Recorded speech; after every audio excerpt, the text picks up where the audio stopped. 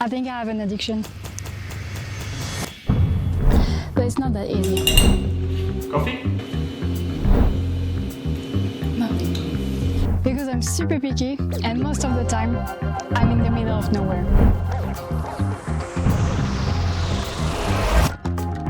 Let's rewind and see how I made that coffee bean. Hi, by the way, my name is Leah, and about 10 months ago, I quit my job at a very fancy coffee roaster in Canada to cross the Americas by motorcycle. So, to make a good coffee, it's a 2-ingredient recipe, and the first one being the water. While traveling, very often we drink not good tasting water because we purify the water with a steripene, and purified water is drinkable but has often a bad taste.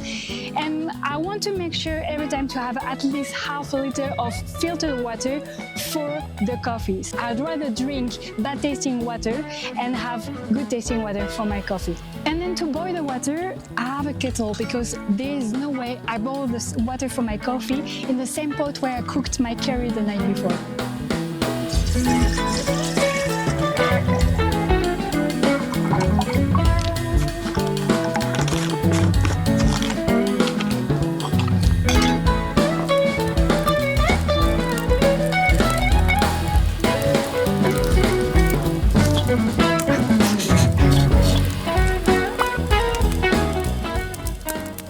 The second ingredient being obviously the coffee beans.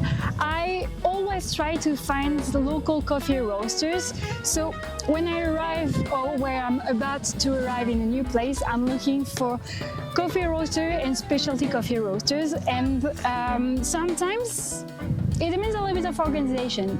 For example, when we were in the far north of Canada, I had to pre-order some coffee to micro roaster who didn't have a shop, and sometimes I had to travel with quite a stock because good roasters are not everywhere. So that demands a little bit of organization, but so far I never had to buy coffee beans at the supermarket, and I always had good local coffee.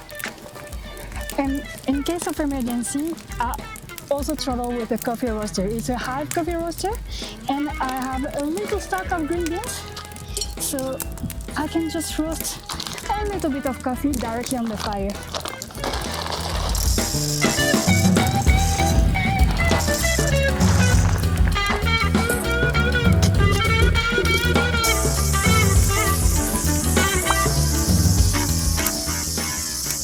Show you now how I make my coffee.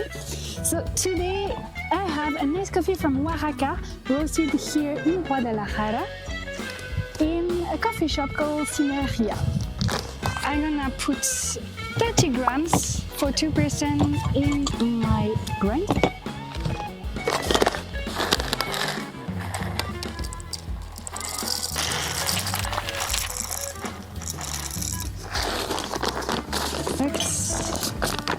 So one of the essentials is definitely a grinder. Mine is a Comandante, so it's kind of the Rolls Royce of the grinder. I used to have it in France, but there's also like lighter ones, travel ones, like time mode are very good. And I have this little spray, which is just some water that I put over the beans that avoid having some static electricity and have a mess in your grinder.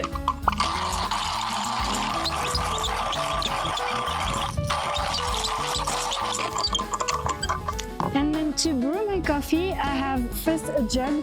It's a plastic jug from AeroPress, and then I have a plastic brewer from Origami. I like it because it's quite solid and there is no supports directly on it, so it's easier to pack.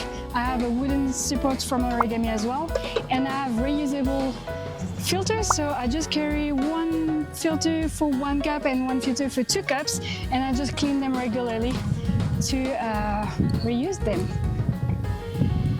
And that makes my life easier. Okay, so I put the coffee directly in the brewer. Then I do a little hole with my fingers here. Okay, and I think the water is boiling.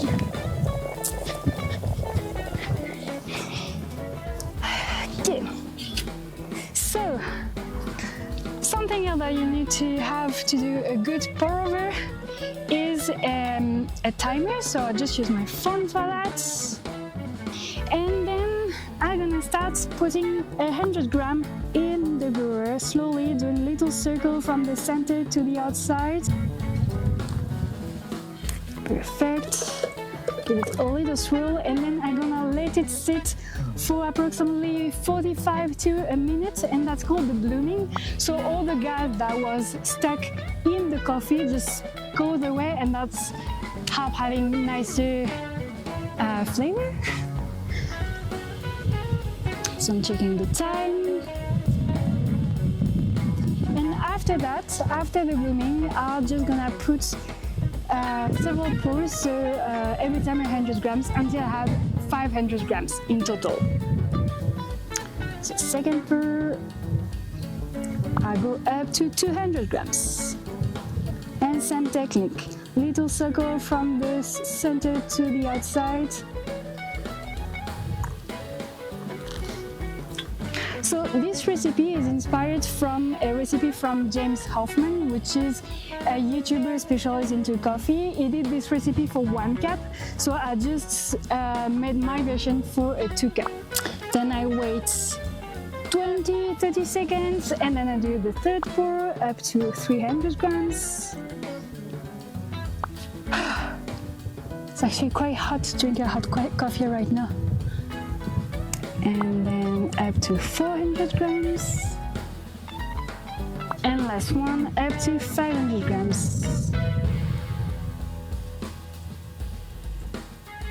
That smells so good. And for the last one, I'll give it a little swirl as well. Tap it like that.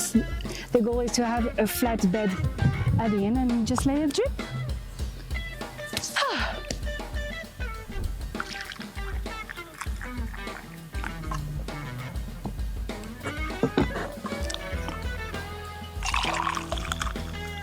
And a cup for Quentin, who helped me film that video.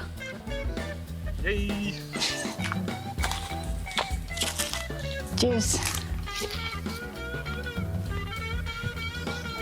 Okay, coffee is finished, so it's time to clean that up and show you how I organize my case.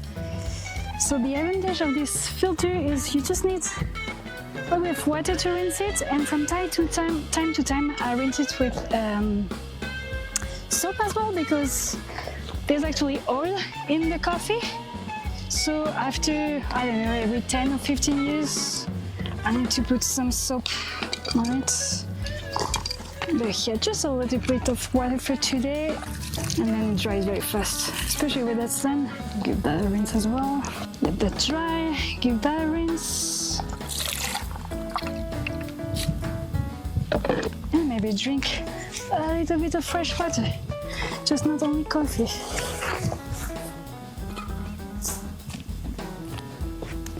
And we're gonna put back everything in the coffee case. So everything has this exact space. Okay.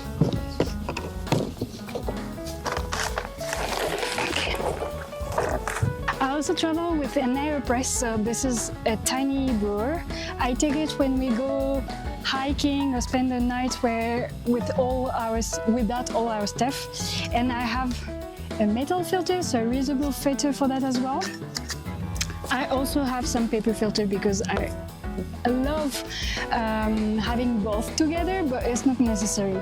I would recommend to only have an AeroPress if you want good coffee without having a full case of equipment. This is, I feel like, the optimal to have quality without having a lot of space, and you actually don't need a kettle with the gooseneck. If you only do AeroPress, you can have just a normal kettle.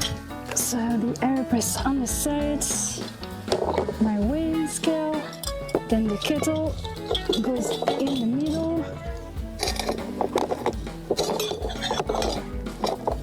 Okay.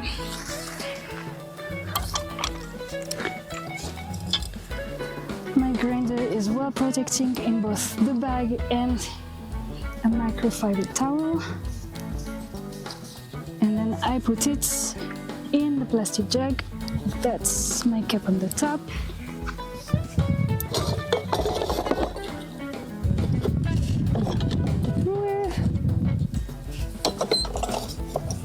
And I have another towel for the things in glass, so the little water spray in the top of the grinder. There we go. And at last, the filter that I already tried.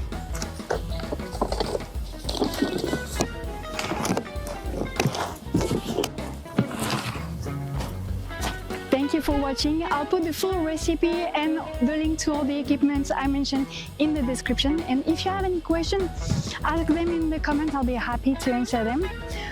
Otherwise, I'll see you in the next video. The next one will be actually exclusive to patrons, so maybe see you there. And subscribe on YouTube if you want to follow the journey on motorcycle, because we're gonna hit the road very soon and the moto vlogs will start again in just a few weeks from now. So see you there and cheers!